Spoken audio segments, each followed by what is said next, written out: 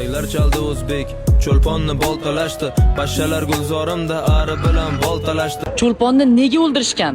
O'zi bu ma'lumot qayerdan olingan? Hozir shu haqida gaplashamiz. Butun umrini jadidlar va 20-asrga bag'ishlagan ustoz professor doktor Naim Karimov o'z intervyusida shunday deydi. 1938-yil 4-dan 5-oktyabrga o'tar kechasi Abdurrauf Fitrat, Abdulla Qodiriy kabi ziyolilar hozirgi Toshkent Yunusobod tumanidagi NKVD maxsus poligonida otib tashlandi. Ularning barchasini bitta chuqurga kafansiz va janozasiz sirli tarzda dafn etishgan. Jasadlar tezroq chirishi uchun ustilaridan yo xlor yoki tezak tashlashgan. Cho'lponga o'q yetmay qolganidanmi yoki to'pponcha otilmay qolganidanmi uni bugun o'ldirmaslikka qaror qabul qilishadi. Lekin shoir meni bugun o'ldiringlar, senlarni davlatingda yashashni istamayman deb baqiradi. Shunda uni boltida chopib o'ldirishadi. Bu profilga obuna bo'ling, chunki keyingi videoda butun umrini Turkiston tarixiga bag'ishlagan, lekin xiyonatkor deb atalgan olim haqida gaplashamiz.